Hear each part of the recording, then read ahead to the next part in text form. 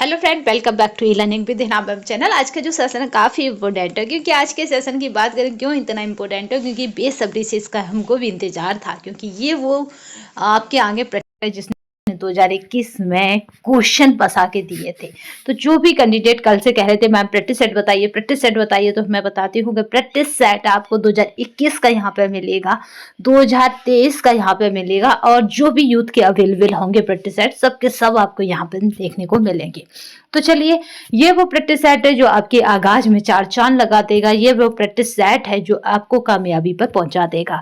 तो यहाँ पे इस प्रैक्टिस सेट का मैं काफी दिनों से इंतजार कर रही थी शुरू होने के लिए, तो आज से मैंने ये श्रृंखला शुरू कर दी है। तो मे भी इस बार आपके स्कोर को 100+ होने से कोई नहीं रोक सकता है, तो कोई नहीं रोक सकता है। ठीक है, इस बार आपके सिलेक्शन को कोई नहीं रोक सकता है, तो कोई नहीं रोक सकता है। देखिए यहाँ पे साफ साफ मेंशन है कि नौकरी का वादा नहीं दावा है, तो इस बार तो आप वादे नहीं दावा करिए कि लेकर ही जाएंगे। ठीक है, तो यानी आप इतने मोटिवेटेड रहिए चोर की तरह कि आए चोरी करने हैं तो करके ही जाएंगे। तो यानी उसके लिए कोई दरवाजे नहीं खोलता, कोई खिड़की नहीं खोलता, कोई उसे बुलाता नहीं है, फिर भी वो जो करने आता है वो करके जाता है। तो आप उसी तरह से मोटिवेट रहिए और इस बार ये कहिए कि हम वादा नहीं दावा करते हैं कि हम एक सीट लेकर जाएंगे। तो चलिए, ये प्रैक्टिस सेट काफी इंपॉर्टेंट रहा था, और उस टाइम पे जो फीडबैक आए थे उनकी उससे और देन पेपर जो मैंने देखा था उसके हिसाब से ये प्रैक्टिस सेट ने 10 से 15 क्वेश्चन अमूमन फंसाए थे। तो इस बार भी ये इतने फंसा जाए तो काफी बेनिफिट रहेगा। देन इसके बाद जो मार्केट में अवेलेबल है वो 2023 का है प्रैक्टिस सेट, उसे भी लगा लेंगे, और जो भी मार्केट में अवेलेबल हुआ XYZ वो सब यहाँ पे कवर कराया जाएगा। और एक और चीज मैंने कल सोची है कि वैसे बीपीएससी के क्वेश्चन कभी ये नहीं पूछता, बट बीपीएससी की तैयारी 4 से पहले जितने भी हो चुके हैं, तैयारी 4 से पहले जितने भी बीपीएससी के पीजीटी हो चुका है होम साइंस के, उन सबके भी क्वेश्चन हम यहाँ पे देख लेंगे। उनके से होगा कि अगर आयोग के पास कम टाइम होगा तो हो सकता है वो ट्रेंड में अभी बीपीएससी के एग्जाम चल रहा है टीजीटी पीजीटी के, तो वो वहां से पेपर पैटर्न ले ले। तो इसलिए हम वो भी लगा के चलेंगे। वो कभी लेता नहीं है बट ले भी सकता है, क्योंकि उत्तराखंड आपका जहां जहां हिंदी भाषी है वहां से, बट बिहार भी आपका हिंदी भाषी है तो वहां से भी ले सकता है। तो उसको भी हम छोड़ेंगे नहीं, क्योंकि इस बार हमें क्या करना है, नस्ते नाबूद कर देना है। तो हंस मुस्कुरा रोना कम कर दे, जिंदा है तो जिंदगी की नाक में दम कर दे। तो चलिए स्टार्ट करते हैं सेशन को।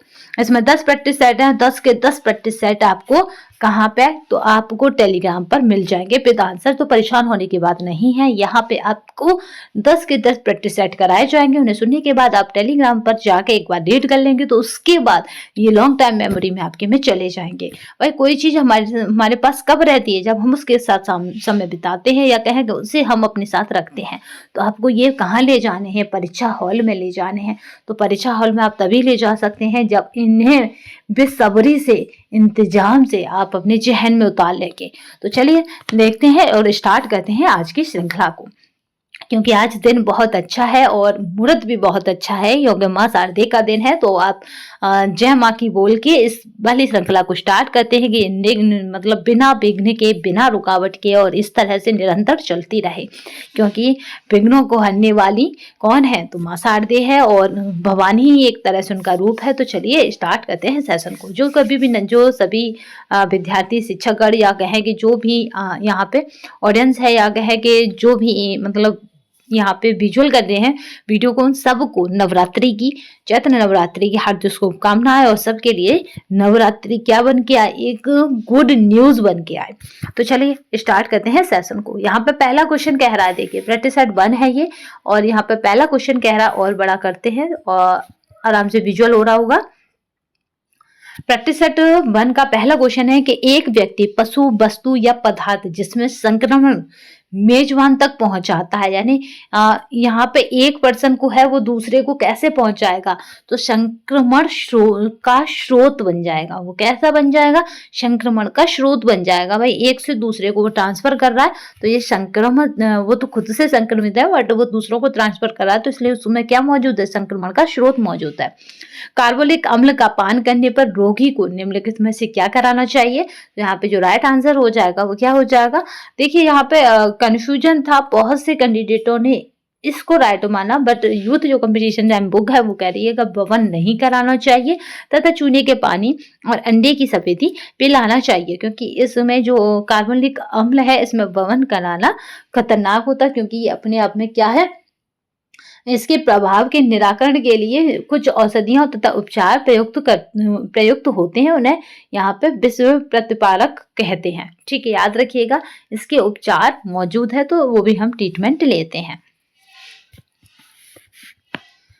अस्पताल और वृद्धाश्रम जैसी सरकारी संस्थान खाद्य पदार्थों एवं वस्तुएं खरीदने हेतु, मतलब यहाँ पे खाद्य पदार्थ खरीदे जाते हैं, आपको पता है वस्तुएं खरीदी जाती हैं, तो आमतौर पर निम्न में से किस विधि का प्रयोग करते हैं। तो जब हम कुछ भी खरीदेंगे अस्पताल और किसके लिए, तो यहाँ पे वृद्धाश्रम के लिए, तो हमें इसके कौन सी विधि का, तो हम औपचारिक विधि का ही प्रयोग करेंगे। यानी हिसाब किताब हमारे पास पुख्ता होना चाहिए, हम क्या ले रहे हैं और क्या नहीं ले रहे, यानी क्या हमें लेके आए थे और क्या हमने कितनी रेट में लिया, सब औपचारिक रूप से हमारे पास हो। जिला ग्राहक विवाद सुधार आंदोलन मुआवजा सहित कितने रकम तक के लिए केस ले सकती है। तो यहाँ पे अगर कितने रकम तक के लिए केस की बात है, तो याद रखिएगा वो रकम हो जाती है 20 लाख के आसपास ना होकर कितनी है, 10 लाख है। यदि एक प्रतीप गमन गुणात्मक ऋणात्मक होता है तो दूसरा यहाँ पर प्रतीप गमन गुणात्मक होगा, तो याद रखिएगा कैसा होगा, तो वो भी ऋणात्मक होगा। जब एक ऋणात्मक है तो दूसरा भी क्या हो जाता है, यहाँ पे ऋणात्मक हो जाता है।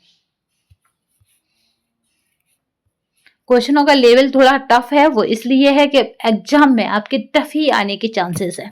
निम्नलिखित में से अनुसंधान की कौन सी विधि सक्रिय जीवन आवधिकता को मापने पर अध्ययन में सहायक है। यानी जो सक्रिय जीवन है और उसको मापने में उसकी जो अवधि है, यहाँ पे अवधिकता जो है उसको मापने में सहायक, तो वो होती है दृष्टांत विश्लेषण। ठीक है, हम कहते हैं ना ये उसके दृष्टांत है, यानी उसके वचन है, तो ये क्या है, जीवन अब यहाँ पे। ठीक है, तो इसलिए ये किसी के जीवन पर आधारित है। चलिए, हरित क्रांति का विशिष्ट प्रभाव किस पर अधिक पाया जाता है। तो हरित क्रांति किससे जुड़ी है, तो चावल और गेहूं से, पर यहाँ पे विस्तृत प्रभाव किस पर अधिक पाया जाता है, तो वह है चावल और गेहूं पर। भारत में प्री स्कूल का अग्रणीय कौन था, तो प्री स्कूल यानी प्राइमरी एजुकेशन का अग्रणीय पूछा जा रहा है। तो मारिया मोंटेसोरी ने बच्चों को शिक्षा दी थी, बट कैसे बच्चों को, तो जो दिव्यांग टाइप के होते थे उन्हें मतलब किस तरह से वो सूंघ कर चाट कर इस तरह से सीखते थे चीजों को, पर वो प्राइमरी से रिलेटेड थे, बट वो अग्रणी नहीं थी। ठीक है, अग्रणी का इसमें मतलब हो गया यहाँ पे गिज्जू भाई वधेका, जिसको क्या कहते हैं, इसको मूछों वाली अम्मा भी कहते हैं। याद रखिएगा इसको क्या कहा जाता है, तो इसको मूछों वाली अम्मा कहते हैं बच्चे। गिज्जू भाई को क्या कहा जाता है, या गिज्जू भाई का उपनाम क्या है, इस तरह से भी क्वेश्चन बन जाए तो याद रखिएगा इसको कहते हैं मूछों वाली अम्मा। उन्होंने क्या करा था कि जो प्राइमरी एजुकेशन होती है आपकी छोटे बच्चों की शिक्षा, उस पर अधिक काम किया है।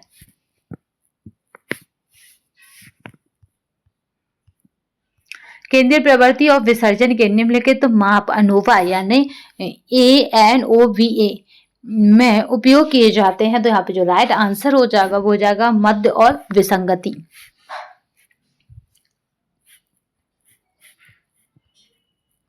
नेक्स्ट देखते हैं, मिथाइल विषाक्तता के उपचार के लिए निम्नलिखित में से क्या प्रयुक्त किया जाता है। तो यहाँ पे जो राइट आंसर हो जाएगा वो हो जाएगा मिथाइल यहाँ पे एल्कोहल प्रयुक्त किया जाता है। शरीर के ऊतकों में तरल के जमा होने को कहते हैं। तो यहाँ पे जो राइट आंसर हो जाएगा वो कहते हैं इडिमा कहा जाता है। ठीक है, शरीर के ऊतकों में तरल के जमा होने को क्या कहा जाता है, तो इडिमा कहा जाता है। मोस्ट इंपोर्टेंट है क्योंकि अभी हाई स्कूल के पेपर में हाल ही में पूछा था इडिमा क्या है, उसको विस्तार से बताइए।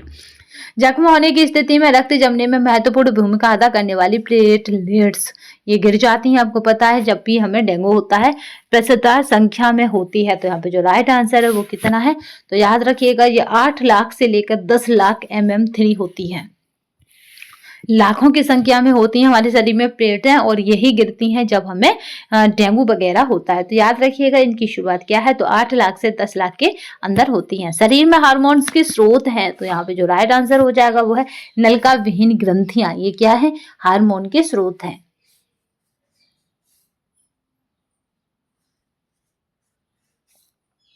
ठीक है, ये क्या करती हैं, ये अपना श्राप सीधे ही रक्त में छोड़ती हैं, जहां से ये शरीर के पूरे भाग में पहुंचाती हैं। नेक्स्ट देखते हैं, भोजन में उपस्थित रफेज यानी जो फाइबर होते हैं या फिर रेशेदार पदार्थ, जो सलकंद में सबसे ज्यादा रेशे पाए जाते हैं, फाइबर पाए जाते हैं, याद रखिएगा, इनमें से सहायता करते हैं। तो जो भी छिलकेदार चीजें होती हैं, रेशेदार पदार्थ होते हैं, जैसे सलकंदी में आपने देखा होगा अंदर रेशे होते हैं।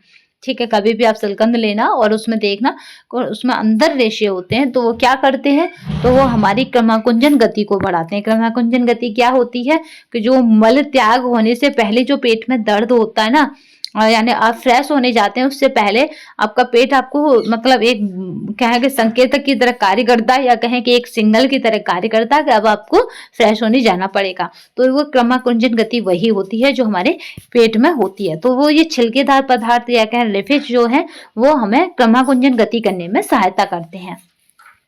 एक नवजात द्वारा आसानी से पाचित होने वाला मुख्य कार्बोहाइड्रेट है। तो छोटे बच्चे कौन सा कार्बोहाइड्रेट पचाते हैं, तो आपको बस यहाँ पे एक ट्रिक अपनानी है, वो ये है, क्योंकि हॉल में इसी तरह से आपको अपने क्वेश्चन हल करने हैं। तो नवजात है यानी छोटा बच्चा है, तो वो कुछ खाता पीता तो है नहीं है, केवल और केवल डिपेंड कहाँ पे रहता है, दूध पर। ठीक है, वो दूध से ही डिपेंड रहता है। दूध में किसकी मात्रा होती है, तो लैक्टोज की। तो इसलिए पाचित होने वाला मुख्य कार्बोहाइड्रेट कौन सा हो जाएगा नवजात के, तो वो हो जाएगा लैक्टोज।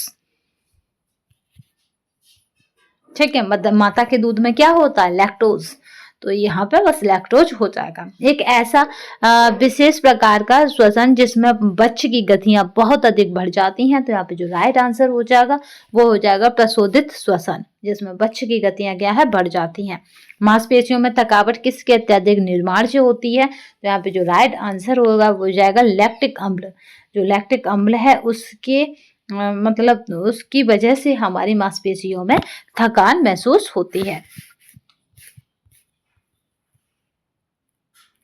प्राणी के शरीर के विभिन्न अंगों को बांधे रखने का कार्य रूप है, तो यहाँ पे जो राइट आंसर है वो क्या हो जाएगा, संयोजी कोशिकाओं का।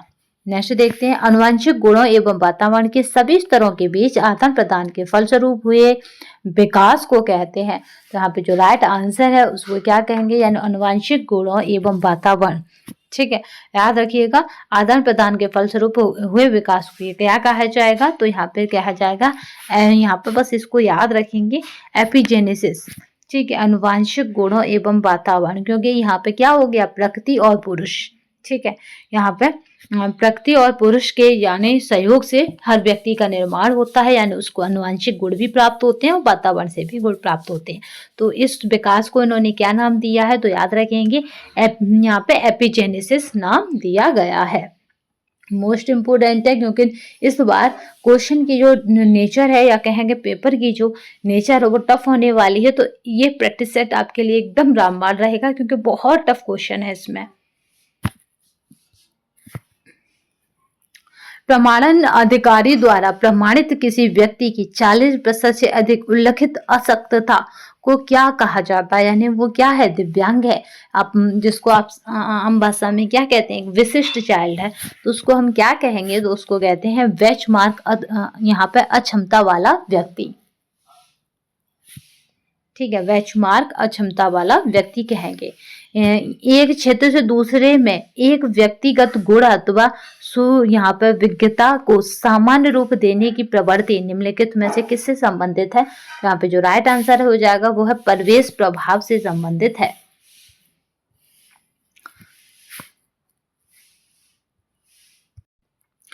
नेक्स्ट क्वेश्चन देखते हैं 22 वाला, समझदारी और तर्क शक्ति बच्चों में कब विकसित होती है, तो यहाँ पे जो राइट आंसर हो जाएगा, यानी समझदारी और तर्क शक्ति, ये जीन पियाजे के वहां से लिया गया। तो भाई औपचारिक फॉर्मल जो एज है वहां पे वो क्या करते हैं, इन चीजों को सीख जाते हैं।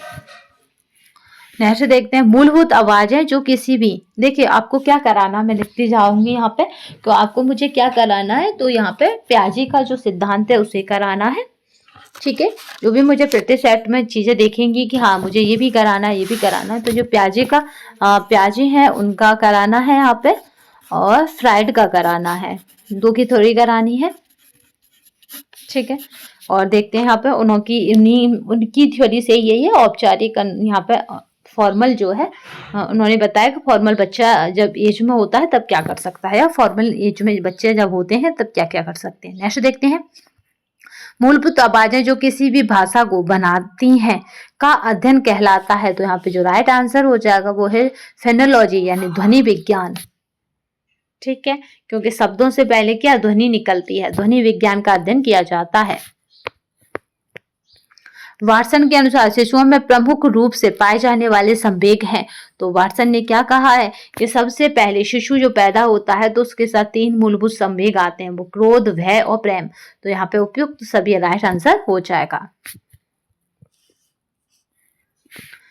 अनिच्छित व्यवहारों को समाप्त करने के लिए सम्मिलित अनुबंधन और प्रतिरूपण की प्रक्रियाओं का होना निम्नलिखित में से क्या कहलाता है। तो यहाँ पे जो राइट आंसर है वो हमारा व्यवहार परिवर्तन कहलाता है। यानी आप अपने बिहेवियर में चेंजेस करते हैं तभी आपको चीजें अपनी समझ में आती हैं, बिहेवियर ऑफ मॉडिफिकेशन कहलाता है। चलिए नेक्स्ट देखते हैं, विशिष्ट उम्र में कौशल और बर्ताव का पैटर्न जो हमें अपेक्षा करते हैं उसे कहते हैं डॉट डॉट का कार्य है। तो यहाँ पे जो राइट आंसर है वो हो जाएगा विकासात्मक कार्य से कहते हैं। किस वर्ष पल्स पोलियो यहाँ पे इम्यूनाइजेशन प्रोग्राम लागू किया गया था। देखिए ये पल्स पोलियो के लागू की बात है, ठीक है, पोलियो की ड्रॉप याद रखेंगे। तो इसके लागू की बात है, तो लागू कब हुआ था, ये 1995 में याद रखेंगे। और ये भारत पूर्णतः पोलियो मुक्त कब हुआ है, इस तरह का अगर क्वेश्चन बने क्योंकि अब इस तरह का बन सकता है, लागू हुआ नहीं, समाप्त कब हुआ है पल्स पोलियो, यानी पल्स पोलियो से भारत कब मुक्त हुआ है या पोलियो से भारत कब यहाँ पे मुक्त हुआ है। तो याद रखिएगा 27 मार्च। कौन इसकी घोषणा करता है कि कोई देश किस रोग से मुक्त हो गया है, तो WHO याद रखिएगा, विश्व स्वास्थ्य संगठन। 27 मार्च 2014 को विश्व स्वास्थ्य संगठन ने भारत को पोलियो मुक्त कर दिया। याद रखेंगे इस फैक्ट को और आप स्क्रीनशॉट ले सकते हैं। भारत को क्या कर दिया, उसने पोलियो मुक्त कर दिया। किसने, आप बताएंगे, WHO यानी विश्व स्वास्थ्य संगठन ने भारत को पोलियो मुक्त कर दिया। नेक्स्ट देखते हैं, एक शिशु को स्तनभोजन भोज्य पदार्थ देने की शुरुआत करने की सही आयु क्या है। तो यहाँ पे जो राइट आंसर हो जाएगा वो है 6 महीना। 6 महीने के बाद हम क्या करते हैं कि उसका जो मतलब स्तनपान मतलब जो मदर्स दूध है उसको बंद करके उसे कुछ तरल, कुछ लिक्विड, कुछ सेमी लिक्विड आहार देना स्टार्ट कर देते हैं, खिचड़ी, दलिया, जूस वगैरह, जिससे कि उसका दूध थोड़ा मदर दूध कम होता जाए और वो क्या खाने की चीजें खाता जाए। सप्लीमेंट्री फूड्स जिनको आप बोल देते हैं, ठीक है, देने की हम शुरुआत कर देते हैं। नेक्स्ट देखते हैं, माँ बाप का बच्चों के पालन करने के तरीके में अभिभावकों के नियंत्रण दिखाने का तरीका क्या है। क्योंकि आपने देखा कि कभी कभी क्या करते हैं पेरेंट्स, नियंत्रण दिखाते हैं, तो वो भी क्या है इनका, तो वो कहलाता है प्राधिकार पूर्ण प्रणाली, इसको कहा जाता है। एक टर्म है इसके लिए भी, याद रखेंगे मनोविज्ञान में या गृह विज्ञान में, तो वो है प्राधिकार पूर्ण प्रणाली, क्योंकि उनसे ज्यादा केयर बच्चे की कोई नहीं करता। नेक्स्ट देखते हैं, अपरिपक्व शिशु वे कहलाते हैं जिनका वजन इनसे कम होता है। तो किनसे कम होता है, तो याद रखेंगे 20 किलोग्राम से, ठीक है, किससे कम होता है, तो 20 किलोग्राम से कम होता है, वो क्या कहलाते हैं, अपरिपक्व शिशु कहलाते हैं।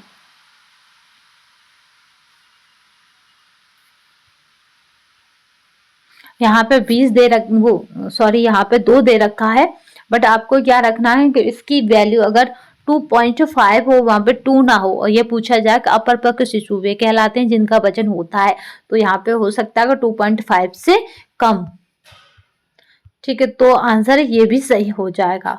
ठीक है, 2 kg है से कम है तो भी सही आंसर 2 kg है, वहां पे ऑप्शन में तो भी आप 2 kg लगा के आएंगे, 2.5 से कम है तो भी आप यही लगा के आएंगे। हो सकता है वहां पे 2 दिया ही ना हो, केवल 2.5, 3, 3.5, 3 और फिर हो 4, तो इस तरह से आप याद रखेंगे कि जो वहां सबसे कम वैल्यू होगी वो होगी 2.5 की, तो आप उसे लगा के आएंगे।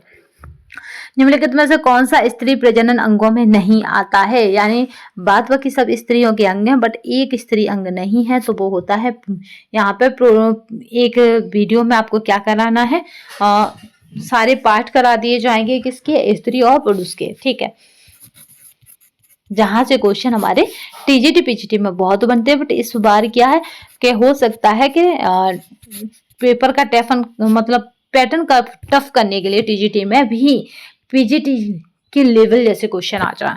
तो यहाँ पे इसलिए दोनों के क्या कराने हैं, मुझे पाठ कराने हैं। तो यहाँ पे जो है वो आंसर हो जाएगा यहाँ पे प्रोजेस्ट्रॉन।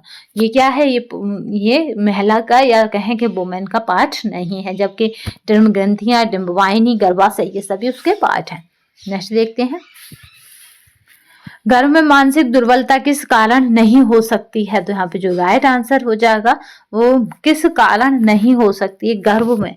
तो जो मानसिक दुर्बलता, तो उन्होंने आयोग ने इसको दुर्घटना माना। दुर्घटना से उन्होंने कहा कि गर्भ में कोई दुर्बलता या मानसिक दुर्बलता बेबी में नहीं होगी। जब गर्भवती माँ का कुपोषण होना भी मानसिक दुर्बलता का कारण होगा। गर्भवती माँ में मानसिक तनाव भी बच्चे की मानसिक दुर्बलता का कारण होगा। अनुवांशिक कारण तो आपको पता ही है कि जहाँ गुणसूत्रों की संख्या बदल जाती है वो भी मानसिक दुर्बलता का कारण बन जाते हैं।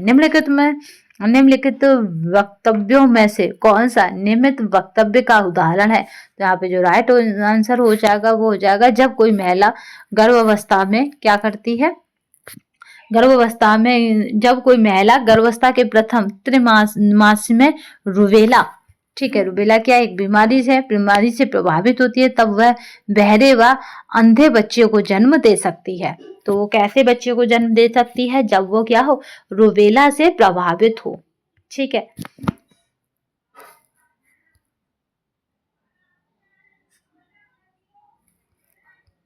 गर्भावस्था के दौरान कौन सा हार्मोन जीआईटी के अमाशय की पेशियों की कार्यशीलता को कम करता है। तो यहाँ पे जो राइट आंसर है वो क्या हो जाएगा, एस्ट्रोजन जो है वो क्या करता है, इनकी कार्यशीलता को कम करता है।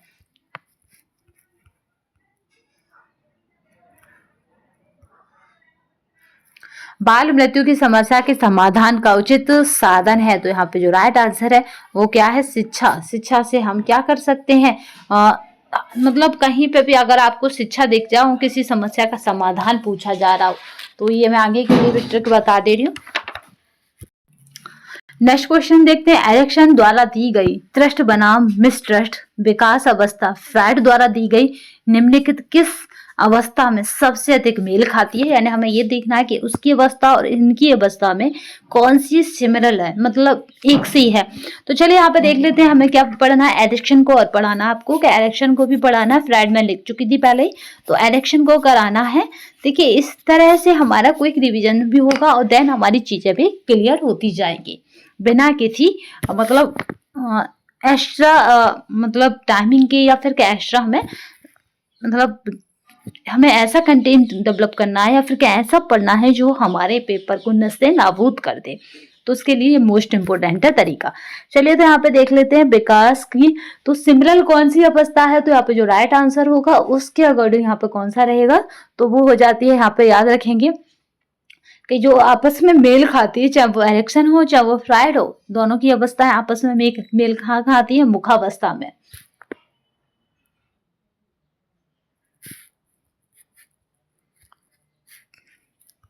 जीन पियाजे के अनुसार संज्ञानात्मक विकास के निम्न चरण है। तो यहाँ पे याद रखिएगा जीन पियाजे ने कितने, तो यहाँ पे निम्न चरण है, तो वो है सम्मेति प्रेरक अवधि चरण, ये जीन पियाजे का है।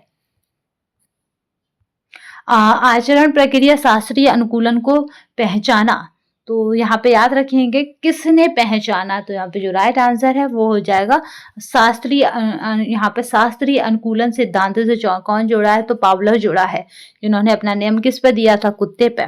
क्योंकि उन्होंने क्या किया था, एक मतलब एक रिंग से यानी घंटी बजाते थे, खाना आता था तो उसकी लार गिरती थी, तो एक अनुबंध बनाया था। ठीक, इसी को कहा जाता है अनुबंध, यानी घंटी बजेगी तो कुत्ते को लगता था मतलब खाना आएगा। देखिए हमारे यहाँ पे भी जैसे ही हम गेट खोलते हैं और डेली खाना डालते रहते हैं, तो डॉगी भी को जब भी गेट खुलता है डॉगी को लगेगा खाना आया है, तो यही होता है अनुबंध। मानव जीवन की किस अवस्था में मानसिक विकास की प्रक्रिया में तीव्र और बहुपक्षीय परिवर्तन होते हैं। तीव्र भी होते हैं और बहुपक्षीय होते हैं। कई पक्षों में हो सकते हैं, तो वो होती है किशोरावस्था है, तभी तो इसको तूफान वेग और संवेग मतलब तूफानों की अवस्था भी कहा जाता है। मानव विकास की प्रक्रिया का मूलभूत संप्रत्यय है, तो यहाँ पे जो राइट आंसर है वो क्या हो जाएगा यहाँ पे, तो उपयुक्त सभी है। यानी मूलभूत संप्रत्यय कौन कौन से हैं, तो विकास का अर्थ एवं परिभाषा, विकास की विशेषताएं, विकास एवं अभिवृद्धि में अंतर और उपयुक्त सभी। यहाँ पे देखते हैं नवजात शिशु में कौन सी इंद्रिय सबसे कम विकसित होती है, तो यहाँ पे कौन सी इंद्रिय सबसे कम विकसित होती है, तो सूंघना। आपने देखा होगा वो सूंघकर या मतलब स्मेल को नहीं बता सकते, ठीक है, वो चाखेंगे, देखेंगे, स्पर्श करेंगे तो ही उन्हें अनुभव होता चीजों का। आनुवांशिक पदार्थ में परिवर्तन डॉट डॉट में वर्णगणित होता है, तो यहाँ पे जो राइट आंसर है उसका बात करेंगे कोशिका। ये क्या हो जाएगा, तो कोशिका। नेक्स्ट देखते हैं किसके अनुसार नैतिक विकास 2 चरणों में होता है, तो यहाँ पे जो राइट आंसर हो जाएगा वो हो जाएगा प्याजे के अनुसार क्या होता है, नैतिक विकास 2 चरणों में होता है। बाल मनोविज्ञान मनोविज्ञान की वह शाखा है जिसमें जन्म से परिपक्वता तक विकसित हो रहे मानव का अध्ययन किया जाता है। यह किसने कहा है, तो यहाँ पे जो राइट आंसर हो जाएगा वो क्या हो जाएगा, तो ये जेम्स ड्रेवन ने कहा है कि ये क्या हो जाता है यहाँ पे कि बाल मनोविज्ञान की वह शाखा है। तो हमें क्या बनाना है, यहाँ पे 3 बॉन्ड बनाने हैं। मैं हमेशा कहती हूँ कि 3 बॉन्ड में चीजें याद करो, तो जेम्स ड्रेवर, तो याद रखेंगे बाल मनोविज्ञान और बाल मनोविज्ञान प्लस मानव का अध्ययन जेम्स ड्रेवर। तो जो बाल मनोविज्ञान की मानव का अध्ययन करके डेफिनेशन किसने दी है, तो जेम्स ड्रेवर ने दी है।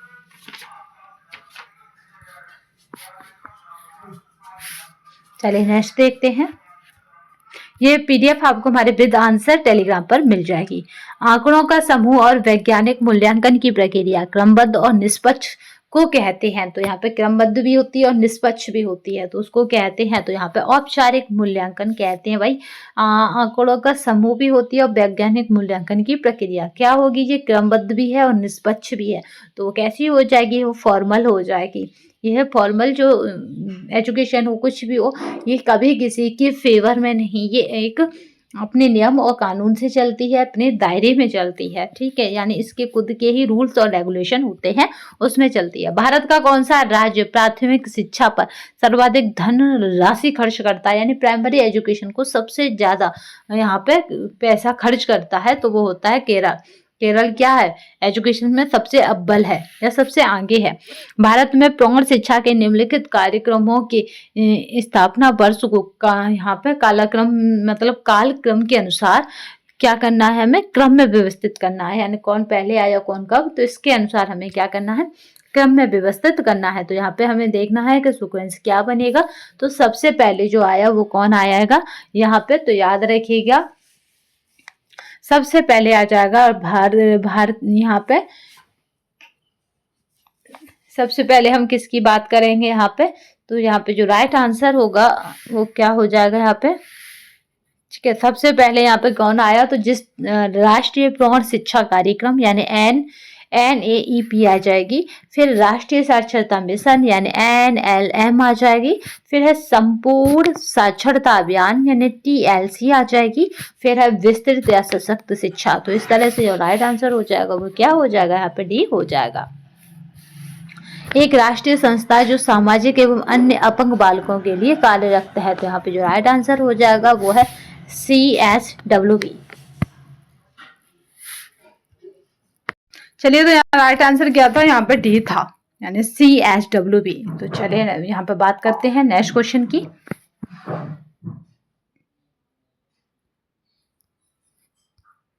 ICDS में जाने वाले विद्यालय में प्रवेश लेने से पूर्व वाले छात्र छात्राओं को दिए जाने वाले यहाँ पर संपूरक पोषण आहार में क्या होना चाहिए, तो यहाँ पे जो राइट आंसर है इसका क्या होना चाहिए, तो याद रखेंगे ये 300 कैलोरी तथा 10 ग्राम प्रोटीन होनी चाहिए। ये मोस्ट इम्पोर्टेंट क्वेश्चन रहेगा। कितना होना चाहिए, तो 300 कैलोरी और 10 ग्राम प्रोटीन। हो सकता है क्वेश्चन इतना लेंदी ना बनाया जाए, संपूरक पोषण यहाँ पे पोषाहार में क्या होना चाहिए बच्चों के, इस तरह से कर दिया जाए। क्वेश्चन का जो फॉर्मेटिंग है वो कैसे भी हो सकती है, बट याद रखिएगा इसका आंसर क्या बनेगा, 300 कैलोरी तथा 10 ग्राम प्रोटीन। ग्रामीण विकास और नियोजन में महत्वपूर्ण भूमिका अदा करने वाला पायलट प्रोजेक्ट था। तो यहाँ पे जो राइट आंसर है वो क्या रहेगा, तो वो है इटावा प्रोजेक्ट। ठीक है, इटावा प्रोजेक्ट क्या है, पायलट प्रोजेक्ट है। जिस पत्र की प्रतिलिपियां बनाई जा सके और समान सूचना कई व्यक्तियों तक पहुंचाई जा सके उसे कहते हैं। यहाँ पे जो राइट आंसर है वो हो जाएगा सर्कुलर परपत्र। ठीक है, सर्कुलर परपत्र उसको कहते हैं। लिंगस मॉडल में संचार का छठा तत्व है। तो यहाँ पे जो राइट आंसर है वो हो जाएगा श्रोता प्रतिक्रिया। वो क्या हो जाएगा, तो श्रोता प्रतिक्रिया हो जाएगा। एक सुयोजित यहाँ पे विस्तृतीकरण प्रशिक्षण पद्धति के अनुक्रम का चयन करें। तो यहाँ पे जो राइट आंसर हो जाएगा वो क्या हो जाएगा, तो यहाँ पे है अभिरुचि, इच्छा, दृढ़ विश्वास, कर्म और संतोष। यही हो जाएगा। यहाँ पे क्या करना है, इस जो राइट चयन क्या हो जाएगा, वो ए हो जाएगा। ठीक है, उसकी अभिरुचि होनी चाहिए, इच्छा होनी चाहिए, दृढ़ विश्वास यानी मैं इसको कर सकता हूं, फिर वो कर्म करे तो बाद में उसको संतोष प्राप्त होता है। संदेश भेजने वाले और प्राप्त करने वाले के बीच की कड़ी को कहते हैं। तो दोनों के बीच की यानी भेजने वाले और प्राप्त करने वाले, तो इसको माध्यम कहेंगे, क्योंकि बिना माध्यम के कोई किसी से नहीं जुड़ा। अगर माध्यम की बात की जाए तो आप और मैं किसी न किसी माध्यम से जुड़े हैं ना, तो वो माध्यम हमारा क्या है, यूट्यूब के माध्यम से। तो माध्यम ही होता है एक से दूसरे के जुड़ने में। नेक्स्ट देखते हैं, बालकों के लिए गृह विज्ञान शिक्षा का प्रारंभ करना चाहिए। तो यहाँ पे जो राइट आंसर है वो क्या हो जाएगा, प्राथमिक स्तर से। प्रसार शिक्षा शब्द का सर्वप्रथम किस देश में प्रयोग हुआ था। तो यहाँ पे जो राइट आंसर है वो हो जाएगा यूके में। किस में प्रयोग हुआ था, तो यूके में हुआ था।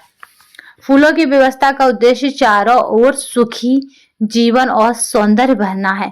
ये किसने कहा था, तो यहाँ पे जो राइट आंसर है वो किसने कहा है, तो A.H. रट ने कहा है। निम्नलिखित में से किसके द्वारा डिजाइन में लय नहीं प्राप्त की जा सकता।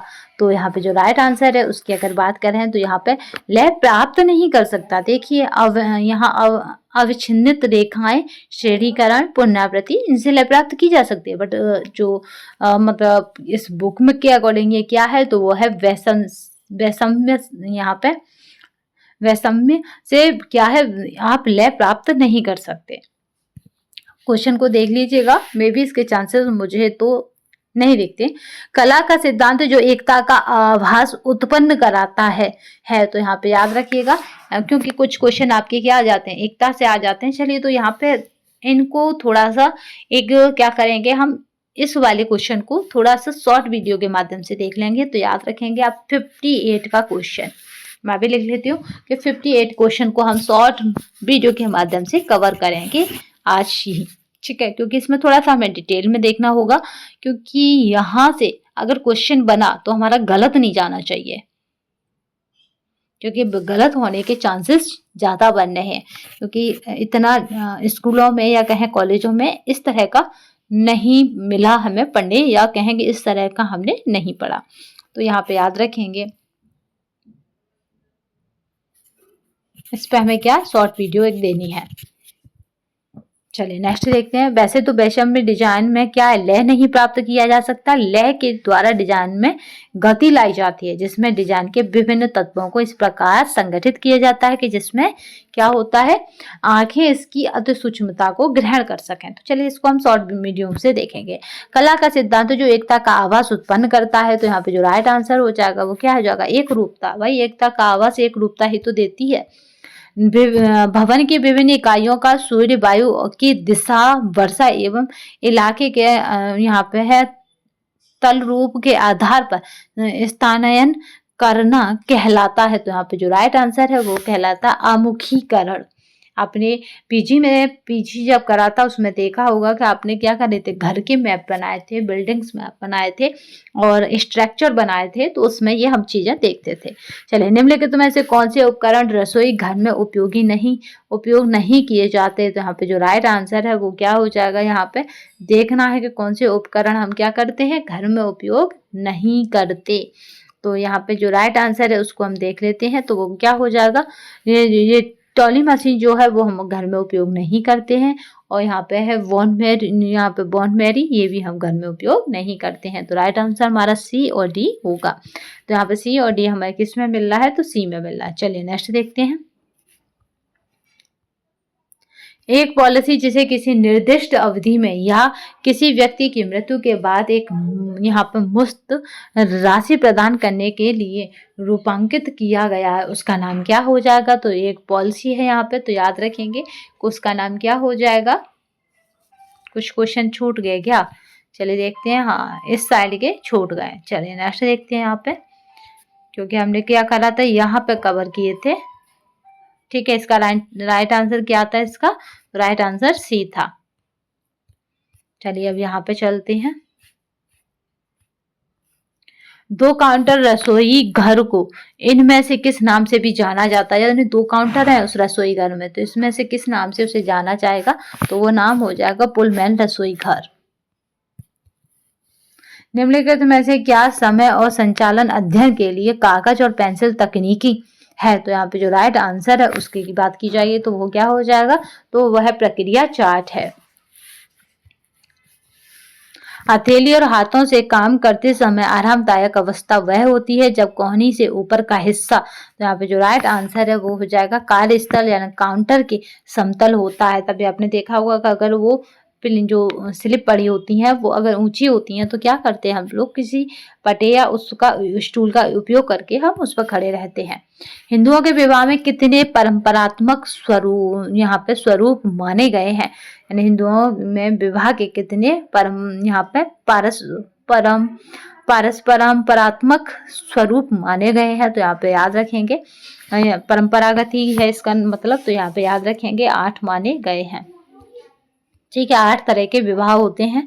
चलिए 66 का देखते हैं। परिवार कल्याण कार्यक्रम प्रारंभ हुआ था, तो यहाँ पे जो राइट आंसर है वो 1977 में परिवार कल्याण प्रोग्राम प्रारंभ हुआ था। एक परिवार चलाने में शामिल जिम्मेदारियों के प्रबंधन को क्या कहा जाता है, तो यहाँ पे जो राइट आंसर है वो क्या कहा जाता है, तो गृह प्रबंधन कहा जाता है। नेक्स्ट देखते हैं। द वेल्थ ऑफ नेशन पुस्तक जिसमें बाजार को उपभोक्ताओं के हितों का सबसे अच्छा रक्षक माना है, किसकी रचना है। तो यहाँ पे जो राइट आंसर है याद रखेंगे, क्योंकि यहाँ पे क्या कह रहा है कि वेल्थ ऑफ नेशन, तो यहाँ पे 68 के क्वेश्चन की बात की जाए तो ये रचना किसकी है। तो यहाँ पे अगर बात करते हैं तो ये किसकी है, तो एडम स्मिथ की है, जिसको अर्थशास्त्र में जाना जाता है, याद रखेंगे। नेक्स्ट देखते हैं। यहाँ पे घरेलू आय व्यय को संतुलित करने के लिए निम्न उपाय आवश्यक हैं। तो कौन कौन से उपाय है जो आवश्यक है, तो वो हो जाता है सबसे बड़ा उपाय यही है, आय व्यय को अगर आपको संतुलित करना है तो बजट बनाएं। सबसे अच्छा बजट कौन सा माना जाता है, तो बचत का बजट। आप बताएंगे बचत का बजट जो है सबसे अच्छा माना जाता है।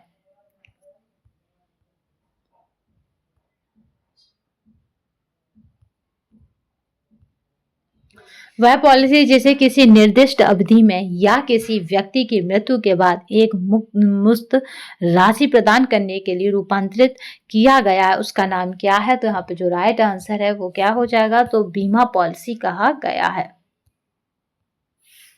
सजावट का सिद्धांत, यहाँ पे जो सजावट है, सजावट का सिद्धांत है, तो यहाँ पे जो राइट आंसर है वो क्या है, अनुपात और अनुरूपता, ये सजावट का सिद्धांत है। मंडेल ने व्यक्ति की कार्य पद्धति में सुधार के परिवर्तनों को, तो यहाँ पे जो राइट आंसर है वो क्या है, यहाँ पे 5 स्तरों में विभाजित किया है, इसको पढ़ना है हमें। ठीक है, मंडेल को पढ़ना है, मंडेल के कार्य सिद्धांत को, या कहें वर्ग सिंप्लीफिकेशन को। ठीक है, मंडेल के कार्य सिद्धांतों को। तो यहाँ पे 72 का जो राइट आंसर है वो हो जाएगा। 5 दिए गए हैं, 5 कौन कौन से हैं इन्हें हम अपनी वीडियो में कवर करेंगे, याद रखिएगा। सबसे लास्ट में क्या होता है, उपकरणों में परिवर्तन। ठीक है, काफी बड़े बड़े हाथ और पैर की गति, इस तरह से इसने दिए हैं। गृह प्रबंधन है, तो यहाँ पे जो राइट आंसर है वो है स्रोतों के इस प्रकार उपयोग करना कि लक्ष्य की प्राप्ति हो, यानी आपके पास होम मैनेजमेंट का मतलब है कि आपके पास जो भी सामान है या जो भी स्रोत है या सोर्सेस हैं उनको इस तरह से यूज करना अपनी लाइफ में कि आप अपने लक्ष्य को या अपने उद्देश्य को या अपने एम्स को या अपने गोल्स को प्राप्त कर सकें, यही इसका मेन टारगेट होता है। नेक्स्ट देखते हैं 74 का। इनमें से कौन सा एक सार्वभौमिक ब्लीच है जो सब्जियों और जानवरों दोनों के तंतुओं पर प्रयोग किया जाता है और रेशम, ऊन, रेयॉन के लिए एक सुरक्षित ब्लीच के रूप में जाना जाता है? तो यहाँ पे जो राइट आंसर हो जाएगा वो क्या हो जाएगा? सार्वभौमिक ब्लीच है तो हाइड्रोजन पर यानी H2O2 है। हाइड्रोजन पर यानी H2O2 है। घास का धब्बा मिटाने के लिए निम्नलिखित में से किस प्रतिकर्मक यानी यहाँ पे रिएजेंट का प्रयोग किया जाता है? तो यहाँ पे जो राइट आंसर हो जाएगा वो क्या हो जाएगा? तो यहाँ पे जो राइट आंसर है वो क्या हो जाएगा? मिथाइल युक्त यहाँ पे स्प्रिट। ठीक है, स्प्रिट जो है मिथाइल युक्त हो। वह जो कि कंधे व पोशाक के थोक व गले का भी हिस्सा है। तो यहाँ पे याद रखिएगा वो है रेगलान स्लिप। कौन सी है? ये मोस्ट इम्पोर्टेंट है। तो यहाँ पे रेगलान स्लिप जो है वो इसका पार्ट है। चलिए नेक्स्ट क्वेश्चन देखते हैं।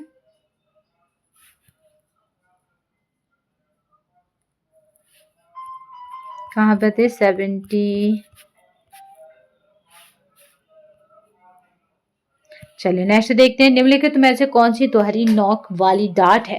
तो जिसमें दोहरी नोक बनती है ऐसी डाट कौन सी है? तो वो है यहाँ पे फ्लांज जो है वो दोहरी नोक वाली डाट है। नेक्स्ट देखते हैं।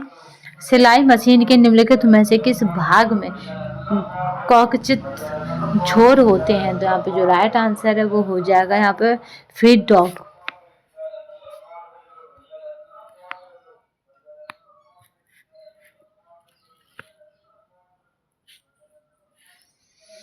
चलिए नेक्स्ट देखते हैं। 78 का जो राइट आंसर क्या है? तो वो है जाएगा हमारा फीड डॉग। चलिए नेक्स्ट देखते हैं।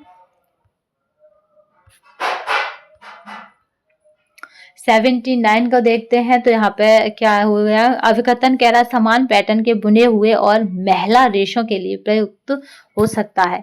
जो कारण कह रहा है कि बुने हुए और महिला रेशों के समान गुण होते हैं। तो यहाँ पे जो राइट आंसर हो जाएगा किसका? 79 का। तो वो क्या हो जाएगा? तो ए और आर दोनों ही असत्य हैं। उत्सव अवसर के लिए कांथा कढ़ाई से बनी पलंग की चादर। तो यहाँ पे जो राइट आंसर है वो है यहाँ पे क्या हो जाएगी? तो वो सुजनी हो जाएगी। कांथा कढ़ाई से बनी हुई पलंग की चादर क्या कहलाएगी? कांथा कढ़ाई से बनी चादर को क्या कहेंगे? तो सुजनी कहेंगे। ठीक है, ये किसका है? तो याद रखिएगा 80 का क्या राइट आंसर है? तो वो सुजनी हो जाएगा।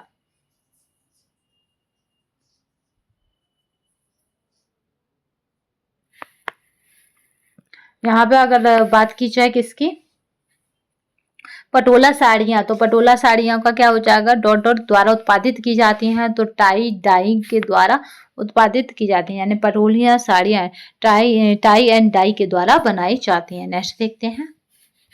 निम्नलिखित में से कौन सी हाथ छपाई तकनीकी नहीं है, यानी हाथ से नहीं छपाया जाता?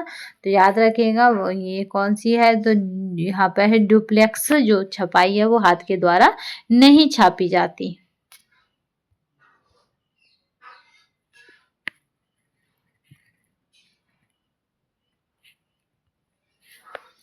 नेक्स्ट क्वेश्चन देखते हैं। निम्नलिखित में से कौन सी हाथ छपाई तकनीकी नहीं है?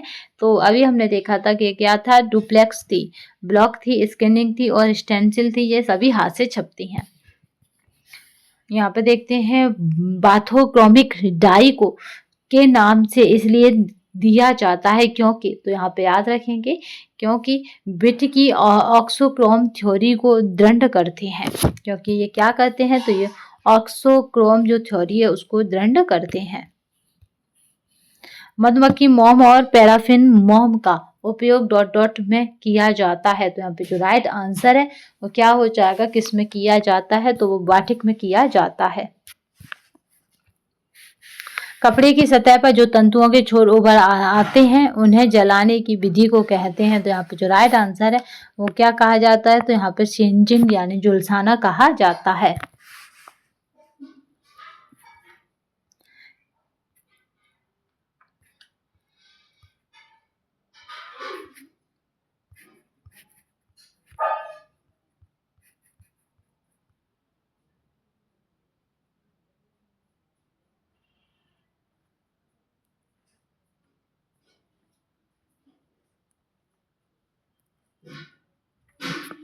चलिए नेक्स्ट क्वेश्चन देखते हैं।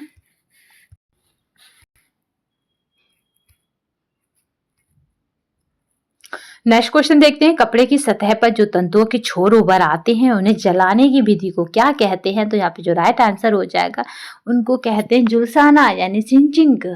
याद रखिएगा, कुछ भी भूल जाओ जगह आप क्या है आग में झुलस जाते हैं ना, तो झुलसाना इस तरह से आप इसे लॉन्ग टाइम तक याद रख सकते हैं। नेक्स्ट देखते हैं, तिरछी लकीर है निम्नलिखित में से किस बुनाई की मुख्य विशेषताएं हैं? मोस्ट इंपोर्टेंट क्वेश्चन है ये वाला, अभी जो गया था वो वाला। तो याद रखिएगा किसकी मुख्य विशेषता है, तो याद रखेंगे तिरछी लकीरें होना। तो ये होती है टूल्स बुनाई की।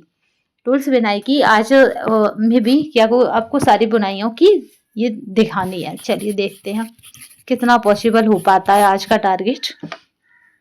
नेक्स्ट देखते हैं, कपड़ों को 10% कास्टिक सोडा में खींचकर 2 मिनट भिगोने की विधि को कहते हैं। तो यहाँ पे जो राइट आंसर हो जाएगा वो क्या हो जाएगा? मर्सराइजिंग कहते हैं इसको। क्या कहते हैं? तो मर्सराइजिंग कहा जाता है। देखिए कोई भी क्वेश्चन हो, आपको गलतियां होना उसकी फ्रिक्वेंसी यानी गलतियां को कम करने का सबसे तरीका है कि उसको बार बार प्रैक्टिस में लाया जाए, बार बार प्रैक्टिस में लाया जाए। तो आप ये ना सोचिएगा कि मतलब इतना पुराना प्रैक्टिस सेट है या कुछ भी, बट जब आप बार बार क्वेश्चनों से यानी बार बार आप उन गलियों से निकलते हैं तो आप आंख मीच कर या फिर आंख बंद कर कर भी रास्ता निकल जाते हैं। ऐसे ही मैं आपको बार बार इन क्वेश्चनों को इसलिए करा रही हूँ कि कोई भी किसी भी तरह की गलती ना हो, आपका सीधे पॉइंट मतलब सीधे पेन जाए राइट आंसर की तरफ। क्योंकि आपकी फ्रीक्वेंसी गलत करने की फ्रीक्वेंसी तभी कम होगी जब आपको सही रास्तों से बार बार यानी सही क्वेश्चनों से बार बार मिलाया जाए। नेक्स्ट देखते हैं, वस्त्र पर सज्जा माध्यमों में से कौन सा कई वस्त्रों को इकट्ठे परिष्कृत करने में उपयोग किया जाता है? तो यहाँ पे जो राइट आंसर हो जाएगा वो है यहाँ पे टनल। टनल जो है वो क्या है, यहाँ पे वस्त्रों को इकट्ठा परिष्कृत करने में उपयोग किया जाता है।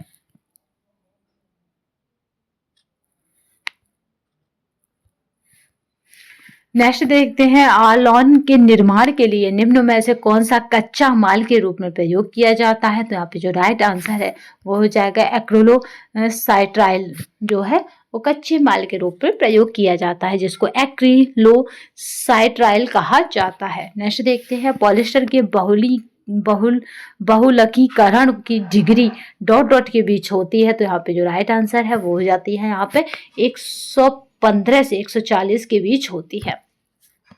पॉलिस्टर की याद रखिएगा बहुलीकरण की जो डिग्री होती है वो 115 से 140 के बीच होती है। रेशम के भौतिक गुण निम्नलिखित है।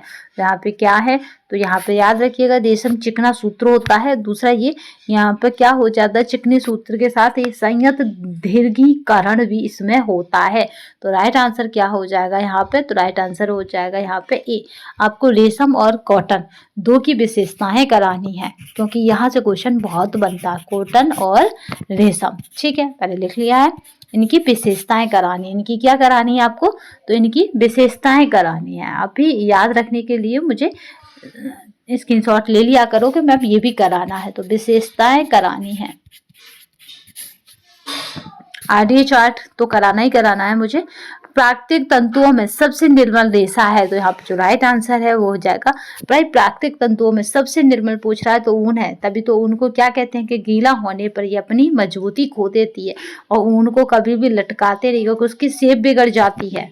ठीक है, कायदा तो ये कहता है कि उनको हम लटका के ना सुखाएं क्योंकि उसकी शेप बिगड़ जाती है। नेक्स्ट देखते हैं, किस उत्पाद के लिए उटाई की आवश्यकता होती है? मोस्ट इम्पोर्टेंट और कई बार आ चुका है, तो रुई या रुई के लिए कॉटन के लिए या कहें कि आपके जो कपास होता है उसके लिए उटाई की मशीन की आवश्यकता होती है। वस्तु को जलाने पर जब वह सिकुड़ता है और कड़ी मोती बनती है वह वस्तु हो जाता है। तो यहाँ पे याद रखेंगे कि जब वो सिकुड़ता है, उटाई का मतलब यहाँ पे याद रखेंगे ना, उटाई को तो समझ रहे होंगे, गिनिंग। ठीक है, उटाई का दूसरा नाम क्या है, तो उटाई का ही दूसरा नाम क्या है, तो गिनिंग है। पहले से समझ लिया क्योंकि इसके आने के चांसेस हर बार बनते हैं, इस बार भी है। ठीक है, गिनिंग मशीन का प्रयोग किया जाता है तो ऊन के लिए, कॉटन के लिए। ठीक है, वस्तु को जलने के बाद जब वह सिकुड़ता है और कड़ी मोती बनती है तो वह वस्त्र है। तो यहाँ पे जो राइट आंसर है वो वस्त्र कौन हो जाएगा, रेशम हो जाएगा। आप इसे जलाइए तो ये इस तरह से ढिम्मा निम्मा बन जाता है। रेशम रेशे या वस्त्र की यहाँ पर खुरदरी सतह पर रगड़ या घिसावट सहने की क्षमता कहलाती है। तो यहाँ पे जो राइट आंसर है वो क्या कहलाएगा यहाँ पर, अपघर्षण प्रतिरोधकता। ये क्या कहलाती है, तो अपघर्षण प्रतिरोधकता कहलाती है।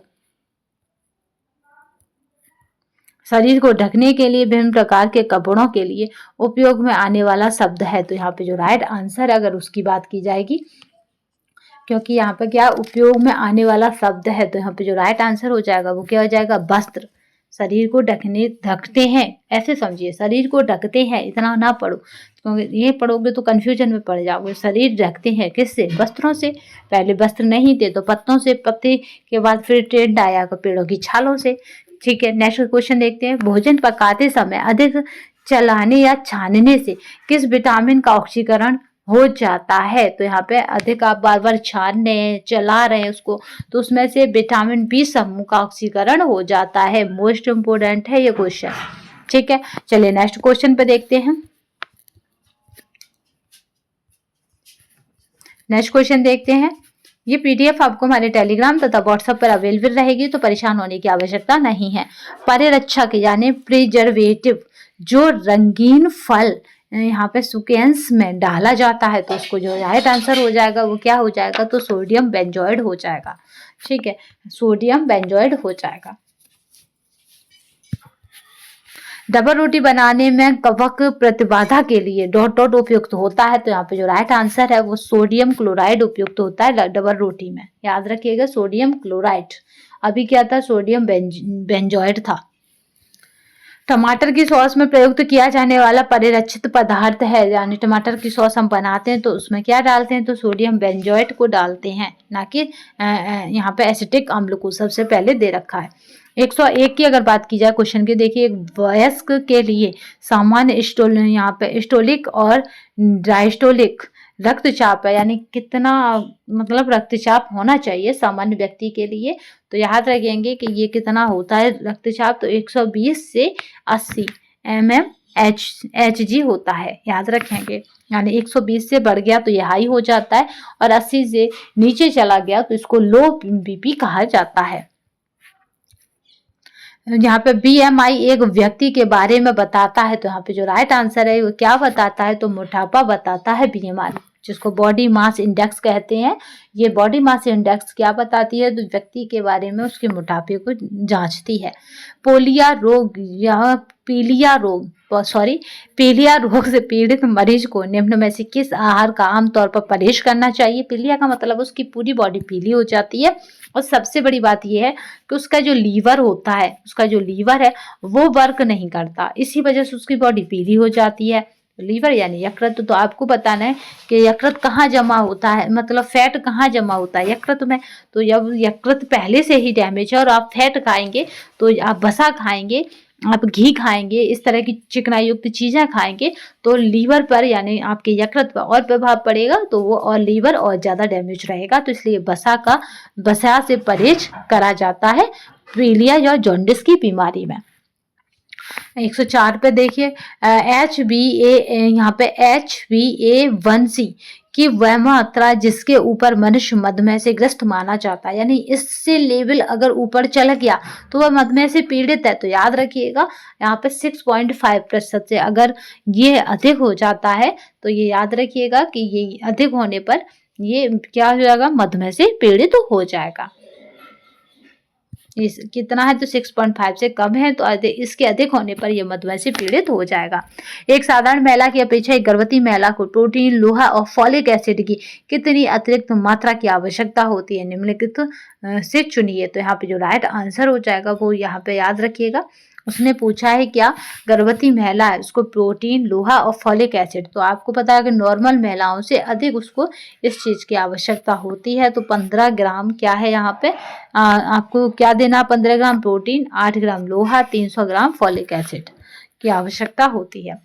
यहाँ पर बात करते हैं ग्लूटेन एलर्जी के मरीजों को निम्न इसमें से क्या नहीं देना चाहिए। तो आपका जो राइट आंसर हो जाएगा वो यहाँ पे क्या हो जाएगा, तो भुट्टे का आटा नहीं देना चाहिए ग्लूटेन के मरीजों को। ठीक है, यानी ग्लूटीन, और अगर गेहूं में पूछा जाए क्या पाया जाता है तो ग्लूटीन पाया जाता है। बट ग्लूटीन के मरीजों को हमें क्या नहीं देना, भुट्टे का आटा नहीं देना। तो इसको थोड़ा सा हमें क्या करना है, एनालिसिस करना है। तो इसलिए इसको एनालिसिस करना बहुत जरूरी है क्वेश्चन को। चलिए नेक्स्ट देखते हैं, भोजन प्रबंधन यानी कैटरिंग का यहाँ पे कर्मकारों को सही क्रम में व्यवस्थित कीजिए।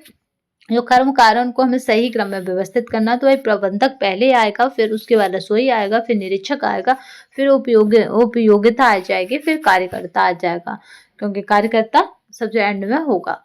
चलिए नेक्स्ट देखते हैं, तो यहाँ पे राइट आंसर क्या हो जाएगा, बी हो जाएगा। नेक्स्ट देखते हैं, 16 से 18 वर्ष की किशोरावस्था की लड़कियों के लिए प्रोटीन का संशुद्ध दैनिक हिस्सा होता है ग्राम प्रतिदिन में। तो यानी कितनी प्रोटीन उन्हें खाना चाहिए, तो वो हो जाता है 50 ग्राम प्रोटीन उन्हें खाना चाहिए। निम्न में से कौन सा कारक आहार नियोजन को प्रभावित करते हैं, तो यहाँ पे जो राइट आंसर है वो क्या हो जाएगा, यहाँ पे उपयुक्त सभी, यानी आयु, शारीरिक आवश्यकता और व्यवसाय, ये सभी क्या करते हैं, आहार नियोजन को प्रभावित करते हैं। नेक्स्ट देखते हैं, यहाँ पे अर्गोनोमिक्स यानी मजदूर कार्यक्रम क्षमता शास्त्र शब्द को ग्रीक शब्द इर्गोन और नोम्स से बनाया गया है, जिनका मतलब है, यहाँ पे 110 की अगर बात की जाए तो क्या हो जाएगा, नैसर्गिक नियम के साथ काम। इसका क्या मतलब हो जाएगा, तो ये हो जाता है यहाँ पे नैसर्गिक नियम के साथ काम, इसका राइट आंसर हो जाता है।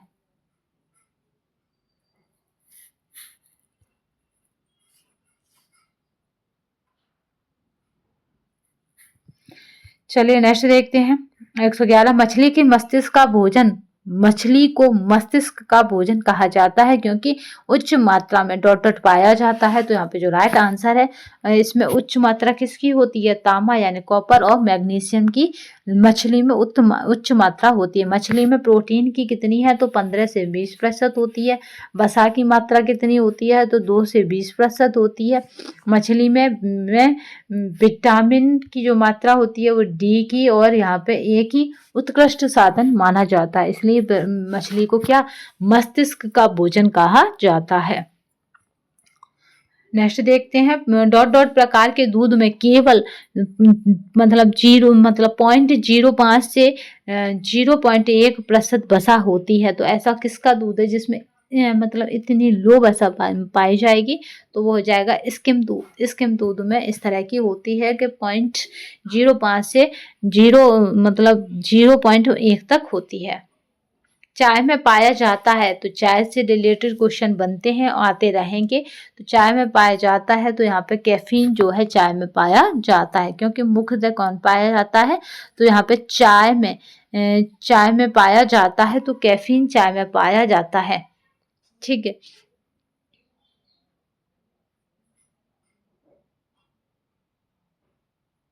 अगर यहाँ पे देखिए इस क्वेश्चन को थोड़ा ध्यान से देखिए, अगर यहाँ पे होता मुख्यतः तो हो जाता कैफीन, ठीक है, बट यहाँ पे मुख्यतः नहीं है, तो चाय में क्या पाया जाएगा, तो यहाँ पे चाय में थियोफाइलिन, यहाँ पे टैनिक एसिड और कैफीन और इनमें से सभी। तो यहाँ पे राइट आंसर हो जाएगा इनमें से सभी, याद रखेंगे, इनमें से सभी राइट आंसर हो जाएगा।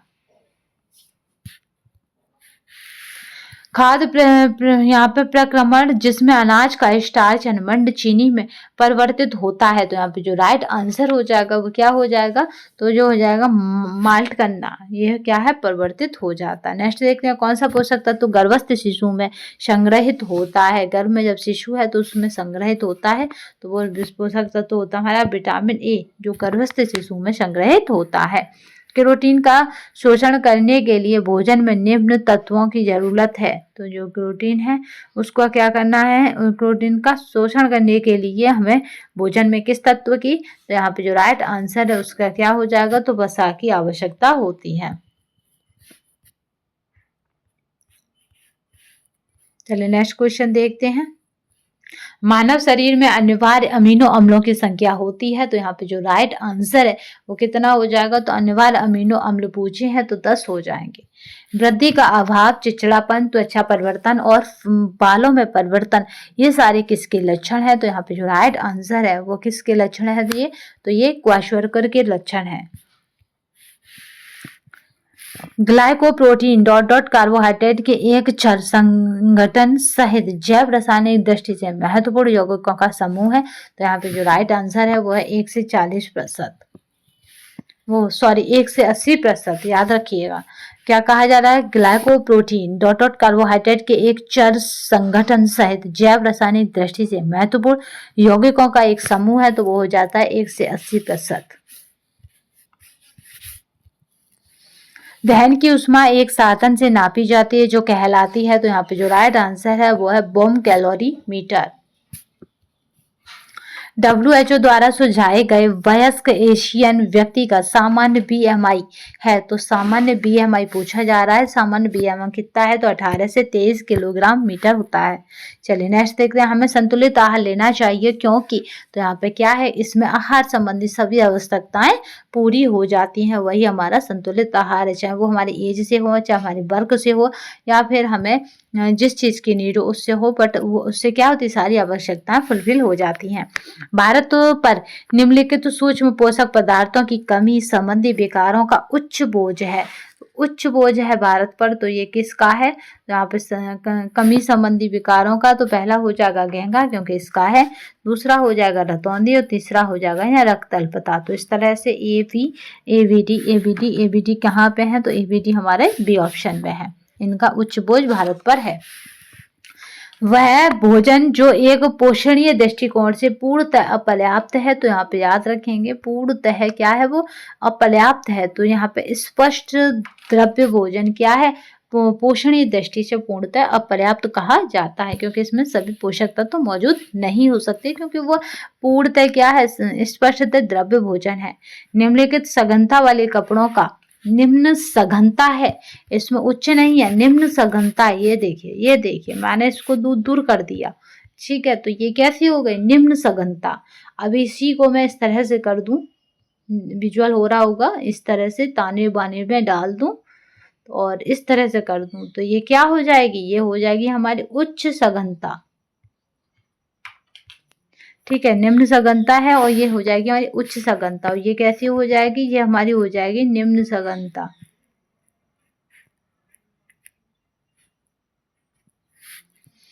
ठीक है, तो हमने कितना, तो टीजीटी पीजीटी में जो हम क्वेश्चन अटेंड करेंगे, जो आप भविष्य इच्छा क्वेश्चन अटेम्प्ट करोगे, वो कितने होंगे? तो 125 होंगे। आज हमने 125 के प्रैक्टिस सेट को पूर्ण कर लिया है। ये प्रैक्टिस सेट आपको हमारे विद आंसर टेलीग्राम तथा व्हाट्सएप दोनों पे अवेलेबल रहेगा। और अगर आपको इस प्रैक्टिस सेट में किसी भी क्वेश्चन में XYZ कोई भी दिक्कत हो, ठीक है, XYZ कोई भी दिक्कत हो, एनी क्वेश्चन, एनी मतलब टॉपिक, तो आपको क्या करना है? तो 8218 यहाँ पे याद रखिएगा, 16 25, यहाँ पे 25 और 67 याद रखिएगा। 8218162567, 8218162567, 8218162567। इस पर हमको हमारा व्हाट्सअप नंबर है, और इस पर आप क्या करेंगे? विद प्रूफ उस क्वेश्चन को भेजेंगे, तो उससे क्या होगा कि हजारों लोगों का भला हो जाएगा और कोई भी गलत चीज आगे बढ़ने से रुक जाएगी। तो ठीक है, अगर इसमें कुछ भी गलत लगता है आपको, XYZ 125 क्वेश्चनों में कुछ भी हेर फेर या कुछ भी कहीं पे भी कोई भी टर्मिनोलॉजी गलत लगती है, आप तुरंत इस व्हाट्सअप नंबर पर हमें भेजेंगे विद प्रूफ के साथ। हम उसमें सुधार करके तुरंत आपको फिर अपडेट करेंगे टेलीग्राम पर। तो अगर आप अब तक हमारे टेलीग्राम पर ना जुड़े हो तो जुड़ जाइएगा, क्योंकि आने वाले सेशन में हो सकता है 1-2 क्वेश्चन आपके टेलीग्राम पर ना जुड़ने की वजह से छूट जाए, या फिर कहें कि आपसे मतलब गलत वे में हो जाए, या कहेंगे किसी भी तरह से गलत हल हो जाए। तो उससे बचने के लिए आपको हमारे टेलीग्राम तथा व्हाट्सअप दोनों को ज्वाइन कर लेना चाहिए। और ये मेरा व्हाट्सअप नंबर था, आप इस पर A to Z अगर किसी भी क्वेश्चन में कोई भी क्वेरी है, किसी भी लैंग्वेज गलत है या कुछ भी XYZ, तो आप उस पर क्या करेंगे? उस पर विद प्रूफ के साथ उसे शेयर करेंगे। तो आज के सेशन में बस इतना ही, नेक्स्ट सेशन में फिर मिलेंगे। तब तक के लिए धन्यवाद। वंदे मातरम, जय हिंद। ये PDF आपको हमारे टेलीग्राम पर मिल जाएगा, तो परेशान होने की आवश्यकता नहीं। तो हंस मुस्कुरा रोना कम कर दे, जिंदा है तो जिंदगी की नाक में दम कर दे। आपको तो बस इस तरह से ही सोचना है, क्योंकि आप इंसान हैं और इंसान ही ऊपर वाले की दया से कुछ कर सकता है, इसीलिए उसने इंसान बनाया, क्योंकि आप कुछ कर सकते हैं। इस मोटिवेशन के साथ आप लगे रहिए तो सफलता आप ही की होगी। तो आज के सेशन में बस इतना ही, नेक्स्ट सेशन में फिर मिलेंगे। तब तक के लिए धन्यवाद। वंदे मातरम, जय हिंद। सेशन को लाइक तथा शेयर जरूर करिएगा और कमेंट बॉक्स में जरूर बताइएगा कि सेशन आपको कैसा लगा। ठीक है, तो मिलते हैं नेक्स्ट प्रैक्टिस सेट के साथ और फिर उस प्रैक्टिस सेट में देखेंगे कि क्या और हम कर सकते हैं। तो ठीक है, आज के लिए बस इतना ही। धन्यवाद।